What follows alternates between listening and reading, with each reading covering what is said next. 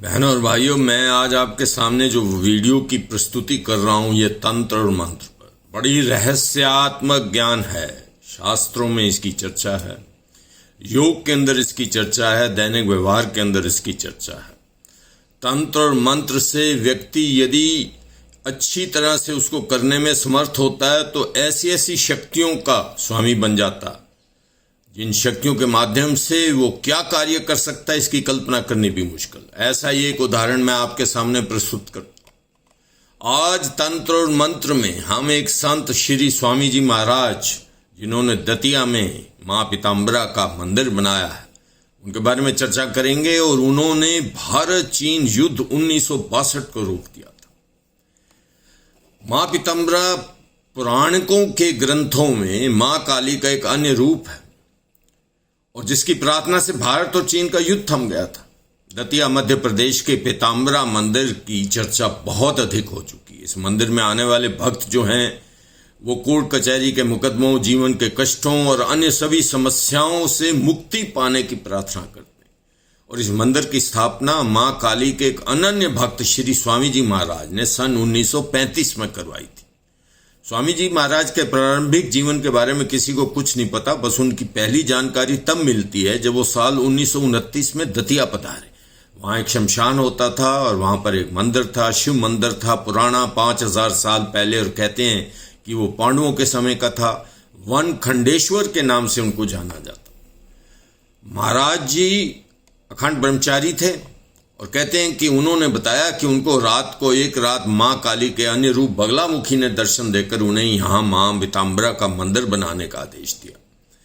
महाराज जी और मां पीताम्बरा की प्रेरणा से इस शमशान स्थल पर बगलामुखी मंदिर के साथ मां धूमावती के मंदिर का भी निर्माण किया।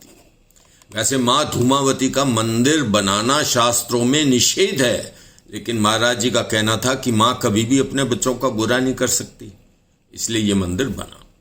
महाराज जी की भक्ति इतनी दूर तक पहुंच गई कि प्रधानमंत्री जवाहरलाल नेहरू उनके मुरीद हो गए। जब भारत चीन युद्ध में चीनी सेनाएं भारत की तरफ बढ़ने लगी, तब नेहरू जी ने महाराज श्री से प्रार्थना की थी कि वो कुछ ऐसा करे अपने तंत्र और मंत्र की शक्ति से जिससे चीनी सेना को रोका जा सके।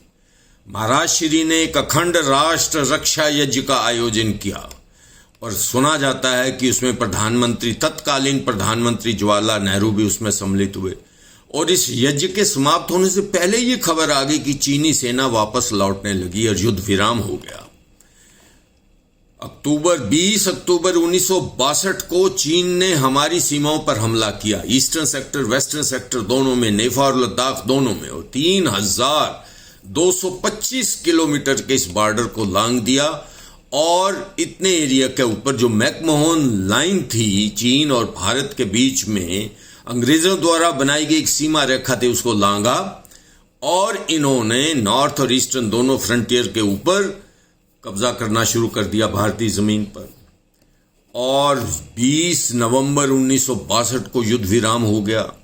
ना रूस बीच में पड़ा, ना उसमें की महाशक्ति अमेरिका बीच में पड़ी, ना कोई अन्य देश, और चीन ने किसी की नहीं सुनी। अपने आप उसने हमला किया, भारत की धरती पर उसने कब्जा किया और फिर 20 नवंबर 1962 को उसने एक तरफा युद्ध विराम किया और उनकी सेनाएं वापस जानी शुरू हो गई प्री वार पोजीशन में, यानी युद्ध से पहले। तो आज के दिन में वहीं खड़ी है, उसको लाइन ऑफ एक्चुअल कंट्रोल बोलते हैं। और ये एक बड़ा रहस्यमय विज्ञान है कि क्या तंत्र और मंत्र की शक्ति में इतनी शक्ति है कि वो इस प्रकार के वॉर को भी रोक सकती है। बहुत बड़े देश की सेनाओं के मस्तिष्क और उनके नेताओं के विचार बदल सकती। ये एक प्रश्न चिन्ह है। मैं ये प्रश्न चिन्ह आपके सामने रखता हूं। जो इसमें विश्वास करते हैं वो करें।